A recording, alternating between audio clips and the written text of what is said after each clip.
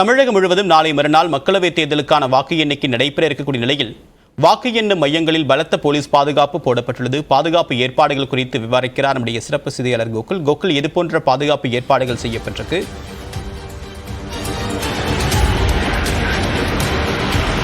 நாடாளுமன்ற தேர்தலுக்கான வாக்கு எண்ணிக்கை நாளை மறுநாள் நாடு முழுவதும் நடைபெறக்கூடிய நிலையில தமிழகத்தில் வாக்கு எண்ணிக்கை மையங்களில் பாதுகாப்பு ஏற்பாடுகள் பலப்படுத்தப்பட்டிருக்கிறது.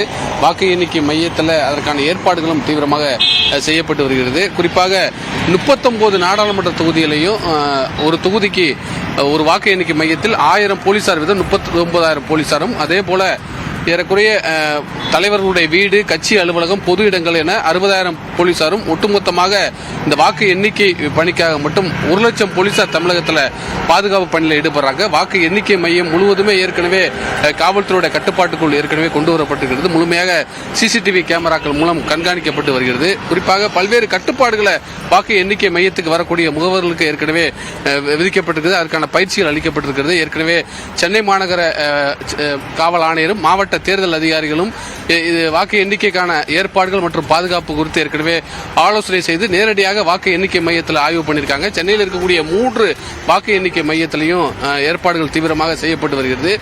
வாக்கு எண்ணிக்கையின் போது தலைமை முகவர்கள், வேட்பாளருடைய முகவர்கள் மட்டுமே உள்ளே அனுமதிக்கப்படுவார்கள். அதற்கென்று பிரத்யேகமாக அடையாள அட்டை வழங்கப்பட்டு வருகிறது. அதே போல வாக்கு எண்ணிக்கை பணியில் ஈடுபட உள்ள ஊழியர்கள் மற்றும் அதிகாரிகளுக்கும் தனியாக அடையாள அட்டை வழங்கப்பட்டு வருகிறது. வேறு வெளிநபர்கள் யாரும் உள்ளே செல்லாதவாறு 4 அடுக்கு பாதுகாப்பு வாக்கு எண்ணிக்கை மையத்தில் தொடர்ந்து 24 மணி நேரம் பாதுகாப்பும் அளிக்கப்பட்டு வருகிறது. ஏற்கனவே துணை ராணுவ படையுடைய பாதுகாப்பும் போடப்பட்டிருக்கிறது. வாக்கு எண்ணிக்கை பணியின் போதும் 15 துணை ராணுவ கம்பெனிகள் பாதுகாப்பு பணியில் ஈடுபட இருக்காங்க. ஒட்டுமொத்தமாக எந்தவித ஒரு பிரச்சனையும் இல்லாமல் அமைதியாக வாக்கு எண்ணிக்கை நடத்தி முடிப்பதற்கான அனைத்து ஏற்பாடுகளையும் தேர்தல் ஆணையமும் காவல்துறையும் சேர்ந்து செஞ்சிருக்காங்க.